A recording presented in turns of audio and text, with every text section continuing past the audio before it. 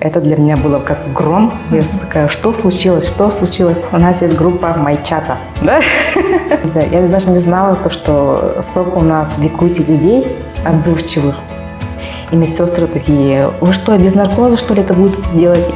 Вот с этими словами мы приняли своего ребенка и начали жить.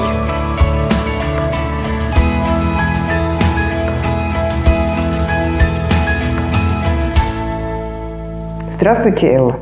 Здравствуйте. Спасибо, что вы здесь.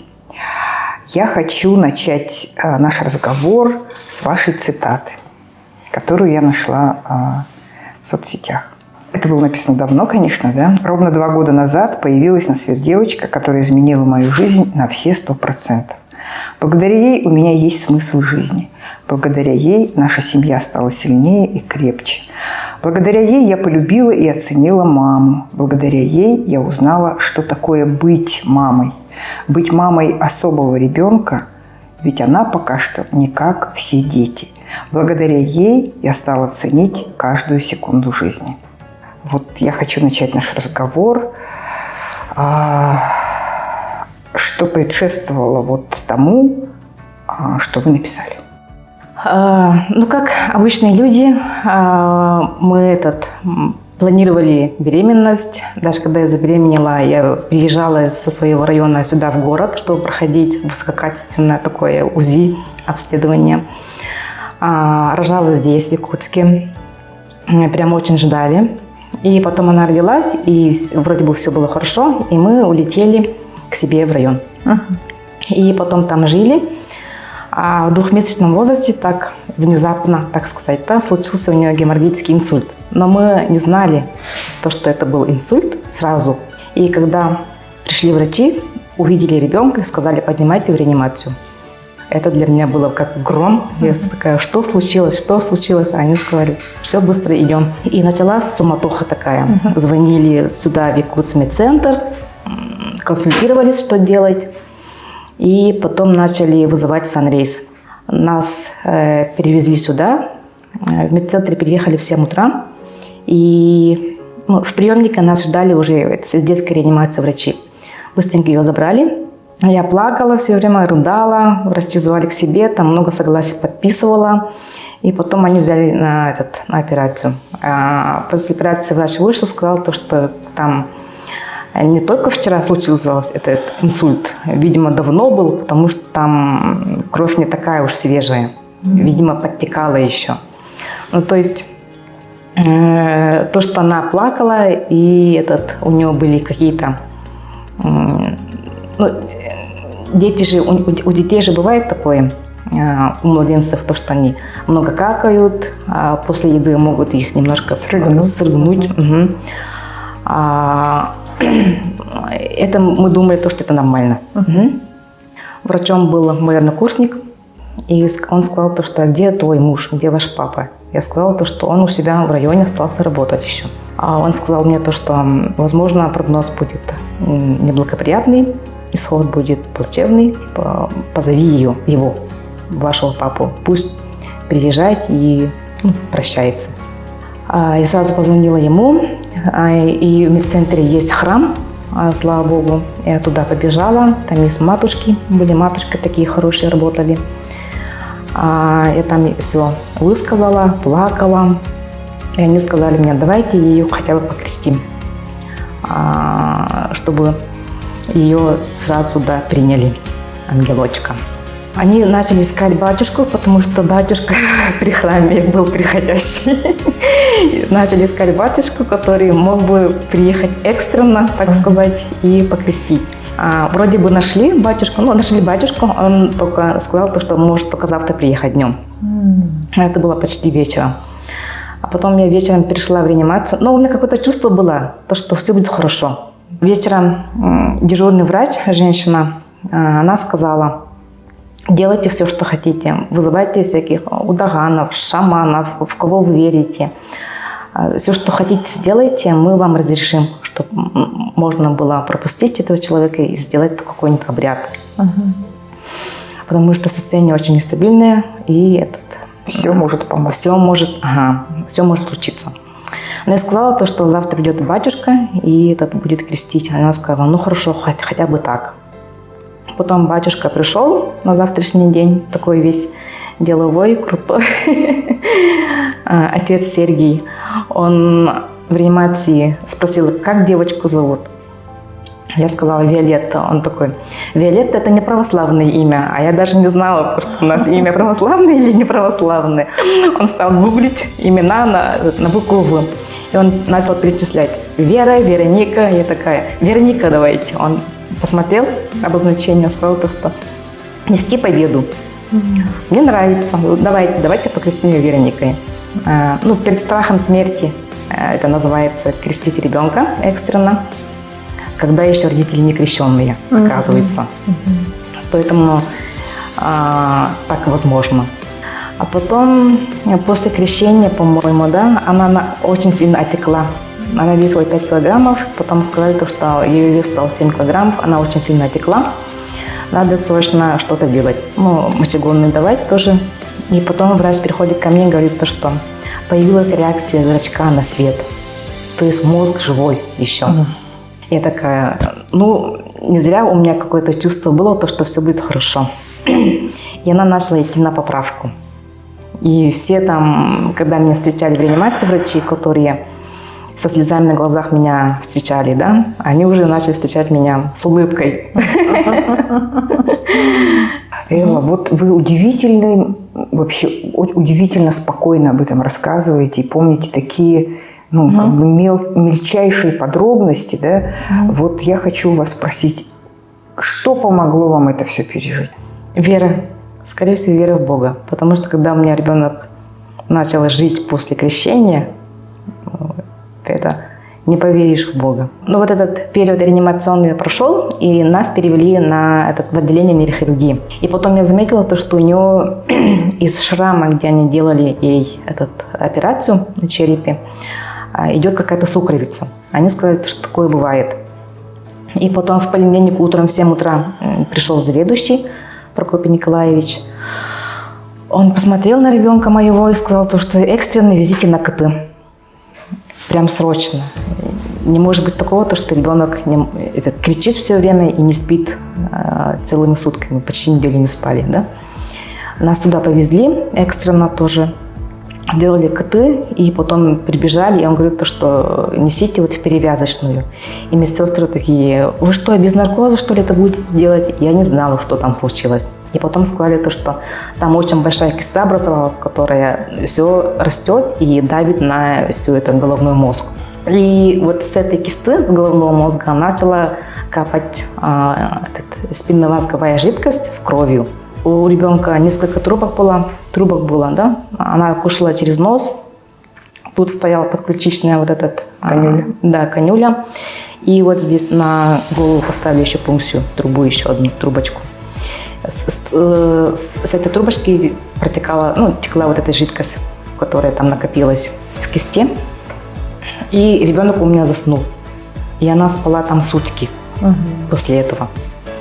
Я тоже рядом с ней лежала и спала с ней вместе. Мы вроде бы выспались, тоже уже кричать перестала. Потом началось другое. Началась эпилепсия, а потом нас привели в другое отделение. Там у ребенка такое дыхательная недостаточность началась. Начала плохо дышать, и она вся посинела. Опять взяли ее в реанимацию, и там ей поставили трахеостому, чтобы она дышала. С этой трубкой мы жили 2 года. Еще эпопея была с глазом. Когда нас хотели выписать, все очухались, что нас не смотрел окулист. Я уже это все приняла, уже несколько операций мы прошли в медцентре. Я думала, что осталось оперировать вот этот трахеостому снять и сделать пластику черепа. А потом, когда нас окулист увидел, он сказал, что ой, у вас там отслойка сетчатки, оказывается. В то время соцсети, такие группы ВКонтакте есть, родителей детей с трахеостомой. Я там нашла эту группу, и мы начали переписываться. Я там стала у них спрашивать, что можно сделать. Да, что можно сделать, к какому врачу идти, потому что врачей там много, а хороших мало. И они все порекомендовали ехать, попробовать поехать в Москву там посмотреть. Мы ездили в Москву, нас там посмотрели, продиагностировали, сказали, то, что у вас череп открытый, сделайте сначала пластику черепа, а потом думайте, как снять эту трубку. Потому что пластику черепа будут делать все равно под наркозом, все равно нужно будет туда трубку засовывать, да, в гортань, чтобы ребенок дышал во время операции. Потом мы пошли к нейрохирургам, а нейрохирурги сказали, мы вам пластину сейчас не будем ставить, потому что ребенок у вас дышит через трубку. А это хронический очаг инфекции. Мы, если вам поставим пластину, то все может загноиться и исход плачевный. Я на все забила. В то время я уже была беременной вторым ребенком. Второй ребенок родился. И мы задумались о лечении в Израиле. Потому что все, где я не читала, все говорили, что вот пластику нам сделали в Питере или в Москве, там кто-то, и неудачно. Но неудачных опытов было много, которые вот эти операции они потом переделывали в Израиле. И там у них удачно все. Трубку вытаскивали, и ребенок сам дышал у них, дети. Вот вы решили ехать в Израиль, да? То есть от решения до осуществления просто там пропасть, как я понимаю, да? Потому что огромная сумма денег нужна, да? Естественно, у какой обычной семьи она есть, да? Вот об этом расскажите, потому что я просто поражаюсь и восхищаюсь тому, что вы сделали. Как у всех мамочек, у нас есть группа майчата, да? Ровесники моей Вероники, родители, да, мы с ними сдружились, и у нас есть своя такая до сих пор такая маленькая компашка из 8 человек. Вот, и они меня к этому сдвигали. Давай, Элла, начинай. Элла, давай, начинай. И мы начали писать вот, письма, историю. И там девочки мне помогали, читали это все. И начала это все изучать все равно. ВКонтакте сборы делали с других регионов мамочки, с ними переписывалась. Но все равно какие-то есть правила для сбора денег, чтобы мошенников не было, да. А вот есть какие-то правила, да? Вот вы говорите, что надо что-то соблюдать. Да, вот прямо вот по пунктам перечислите, да, что нужно человеку, который хочет собрать на лечение. Вот. Если собирать на лечение, да, в соцсетях, нужно выложить все документы. На документу нужно ссылку на свой аккаунт. Чтобы была именно привязка к чему-то. Да, привязка к чему-то, чтобы мошенники они не могли скопировать вот эти все документы. Также отчеты, каждодневные отчеты поступлений. Все это надо скриншоты делать и выкладывать в соцсетях, чтобы люди видели то, что наша помощь дошла, и чтобы люди видели то, что это не мошеннические какие-то действия. И я даже не знала, я думала, что, возможно, полгода будем собирать, возможно, год будем собирать. Я даже не знала, что столько у нас в Якутии людей отзывчивых. И мы эту сумму, которую нам нужна, собрали за 2 недели. Прям очень много людей откликнулось. Очень много блогеров все постили, репосты делали, интервью брали. И такой резонанс хороший сделали. Сейчас очень много же таких призывов, и не все они как-то вот находят отклик. Почему с вами так произошло? Как вы считаете? Я, скорее всего, думаю, что это было в новинку, и соцсети только развивались, и мало кто говорил про это. Мало кто говорил про болезни своих детей, мало кто писал, а люди в то время очень так сильно читали соцсети. То есть вы стали первопроходцем вот в этом? Ну да, первопроходцы, возможно, были, которые так быстро собрали нужную сумму, и потом мне начали писать другие родители, мамочки. Как у вас так получилось? Мы тоже хотим в Израиль, мы тоже хотим в эту больницу, мы нашли уже такого врача. Одна такая девочка, Виталина, тоже была параллельно с нами. Я ей все контакты дала, проконсультировала, как что нужно сделать. И они эту нужную сумму, которую мама ходила, писала везде, да, спонсорскую помощь, она не могла собрать в течение года или полугода, по-моему. И они собрали эту сумму за неделю. Мы сразу купили билеты. Как только сумма набралась, мы купили билеты до Москвы. И после 9 мая полетели. То есть мы начали сбор где-то в начале апреля, после 9 мая мы уже вылетели из России. Я вместе с мужем и с ребенком. Хорошо. Вот Вера Петровна Душкевич, героиня нашей первой передачи, сказала о том, что вы редкий вообще человек, который мало того, что собрал вот для своего ребенка деньги, да, но и продолжил вот этот проект сбора денег для других детей. Вот расскажите, пожалуйста, об этом, потому что это, мне кажется, тоже очень достойно уважения. И ко мне обратилась моя коллега, акушер-гинеколог, которая работает здесь, в перинатальном центре, Сардана Такырова. И она сказала, что давай сделаем группу, как наподобие СОС Лена Перминова, да, была. Там они выставляли какие-то брендовые вещи и аукцион делали. И там все эти деньги они давали больным детям. Она такая сказала, давай придумаем типа такой проект вам. Я сказала, хорошо. Начали делать. И Сардана говорит, что собрали там волонтеров, Волонтеров у нас было достаточно, хорошая команда была. И Сардана сказала, давай продолжим еще. Потому что мне все равно писали мама, что делать, куда обращаться, с чего начинать. Я сама была, как-то такая разогретая, и все равно я такой, человек с детства, я люблю помогать. Не зря я выбрала помогающую профессию. Моя первая профессия была врач-акушер-гинеколог, УЗИст там была еще. Вот это все призывало, призыв сердца, так сказать, да, и собирали деньги другим детям, помогали. И мы делали такие хорошие мероприятия, идей было очень много, девочки-волонтеры были очень все идейные. Элла, вот в вашем случае, да, вот, на мой взгляд, это очень хорошо, да, что у вас оказалась прямо поддержка рядом, тыл надежный, да, то есть и муж, и мама, да. А вот что способствовало тому, что вот вам удалось все-таки сплотиться и выстоять, потому что, мне кажется, это такой коллективный, в общем-то, коллективный успех. Но муж мне сказал сразу, то, что если ребенок у нас будет вечным ребенком, скорее всего, будем ее принимать такой, какая она есть. И когда мы выписывались из медцентра, я спрашивала у врачей, сколько могут жить такие дети. Может ли быть такое, то, что она проснемся, ее не станет. Они говорили, что никто ничего не знает, никто ни от чего не застрахован.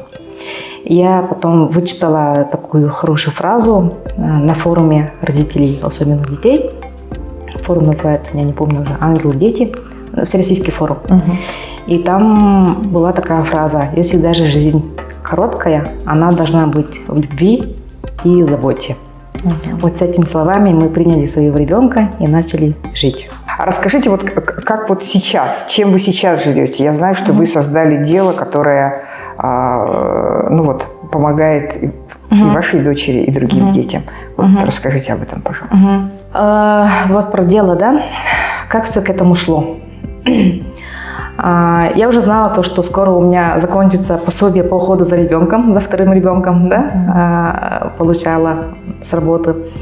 И я начала задумываться, когда мы были в Питере еще с Вероникой на реабилитации, я начала задумываться, что я буду делать. И у меня мои же майчата, они там занимались. Кто-то продавал косметику, кто-то продавал игрушки. Я начала задумываться, тоже что ли так сделать. И в соцсетях у меня была страница, где 1000 подписчиков было. Я там вела, нашла себе нишу, продавать линзы, цветные линзы. И так родился мой такой интернет-магазинчик маленький, Линзелла. Начала продавать и все это начала изучать. Как продвигать в соцсетях вот это все, как развивать проект вот этот.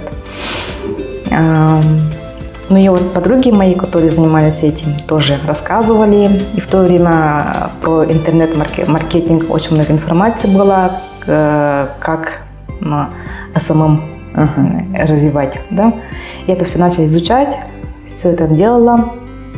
И блогерам писала, и в то время этой магазина тоже такого в Якутске не было. Я была тоже первопроходцем в этой нише. А потом начали создаваться такие, конкуренция появилась. Потом в один момент весной, когда ребенку исполнилось 4 года, у нее началось такое, нежелательное поведение. Очень много было истерик. А я ей предлагала, что ты хочешь, вот ты вот это хочешь или это хочешь. Она все отталкивала, и истерика за истерикой. И я до этого, когда проходили реабилитацию, познакомилась с одной мамой. Она сказала то, что есть такая методика аботерапия. И у нее ребенок, сын с аутизмом. Она сказала, что только аботерапия нам помогла. Это хороший толчок дала в развитии. И я потом начала изучать про аботерапию и спросила, где можно пройти курсы. Потому что я знала, что в Якутске таких специалистов нету. Я сказала, что сама обучусь и буду сама заниматься с ребенком. И она мне дала ссылку. По ссылке прошла.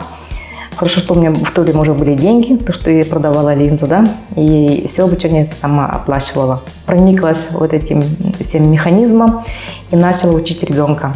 И мне очень мешало то, что я ее кормлю сама. Ребенок у меня сам не кушал. Я могла сидеть там по 2 часа в день, да, только одно кормление у нас занимало 2 часа в день. И чтобы ее покормить, сидела 2 часа и кормила. Она очень медленно кушала. И потом вот с помощью методики аботерапии нашла такой метод, как ребенка можно научить кушать самому. И я сидела сутками, 2 месяца я, по-моему, на это потратила, чтобы ребенка научить кушать, чтобы она научилась кушать. И она научилась кушать, и она в то время начала кушать не в течение 2 часов, да, когда я кормила, а сама.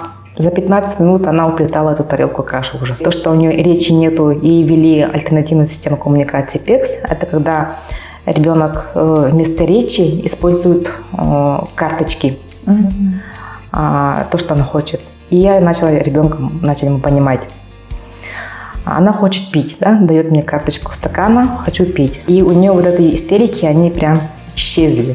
Понятно, понятно. То, что у ребенка появилась какая-то система коммуникации, да? И потом просто, не знаю почему, я распечатала свои фотографии мужа, себя и дочку младшую. Просто приклеила там в альбоме у нее. А потом муж с младшей дочкой уехали к себе в Мирный, к родителям мужа. Их не было 3 дня. Я сижу такая и смотрю, дочка листает альбом, нашла карточку папы и отклеивает эту карточку и дает мне: я хочу папу. Как это трогательно. Да. Понятно. То есть получается, что вы сейчас вот занимаетесь вот предоставлением таких услуг, да. А кто к вам обращается? К нам сейчас в основном обращаются родители детей с ментальным нарушением развития. Это аутизм, это задержки психоречевого развития, СДВГ, синдром дефицита внимания и гиперактивности. С 2 лет приходят. Когда уже подозрение есть на аутизм или когда уже стоит диагноз аутизм в 2 года, тоже приходят. И у таких детей, конечно, результат лучше, чем... Те, кто позже обратился. Да. Вот этот центр мы открыли со своей коллегой по, так сказать, по судьбе. У нее ребенок с аутизмом, а у меня ребенок вот такой, да, с ментальными нарушениями тоже после инсульта. У нас работают люди с психологическим образованием, логопедические образования. И мы их обучаем, как работать по этой методике ABA. Но вот когда мы только начали набирать сотрудников новых, тогда у нас только появилась возможность расшириться и помочь все большему количеству детей. Когда мы работали только вдвоем вот, со своей коллегой, у нас такого шанса не было. Мы уже сидели все забитые, уже и свои дети, свои обязанности, и детей было мало у нас. А сейчас, в то время у нас, если было 20 детей, то сейчас мы можем взять, у нас сейчас 50 детей есть. Очень хорошо. Если бы я жила бы круглые сутки только своим ребенком, то я не знаю, в какой глубочайшей депрессии я была бы. Потому что вот родителям детей, особенно с ментальным нарушением развития, нужна какая-то вот такая рефлексия. Да? Моя работа – это моя, так сказать, отключаюсь от этого. Переключаюсь на что-то. Да, переключаюсь. Ага. Элла, скажите, пожалуйста, вот что бы вы посоветовали мамочкам, у которых особенные дети? Главное, чтобы вот семья была сплоченная, чтобы была одна команда, чтобы помочь ребенку. Потому что если мама одна бьется в семье, то результата нету. И нужна помощь именно всей семьи, чтобы принять и развивать ребенка. Сейчас еще одна цитата ваша, да? «Никогда не жалуйся и всегда благодари за улыбку, за общение, за радость». Вот роль благодарности в нашей жизни. Я бы хотела, чтобы вы об этом что-нибудь сказали. Что приходит первое, да, в ум? То, что воспитание мое, возможно, такое, да, то, что меня учили всегда быть благодарной. Если даже человек просто уступит мне дорогу где-нибудь тут в коридоре, да, я ему скажу спасибо. В первую очередь благодарна, конечно, своей маме. Потому что в детстве у нас с мамой были не очень хорошие отношения, так сказать, да. Потом после родов своего ребенка, после того, как я стала сама мамой, я узнала, что такое материнская любовь. Насколько сильно, оказывается, может мама любить своего ребенка. То, что она пришла первая на помощь, да, когда Вероника заболела, то, что она была всегда рядом, то, что она всегда помогает добрым словом, даже не словом, а делом. Моя мама человек не слова, а дело. Она такая немногословная, но она много всего делает, и значит, она нас любит, так сказать. Я думаю, что все женщины такие. Все сильные, наверное, скорее всего. На том, наверное, и держимся. Да. Вот я прочитала, я не знаю, это вы сами написали или вы где-то это взяли, да, но просто замечательные слова, которые вот я хочу тоже прочитать.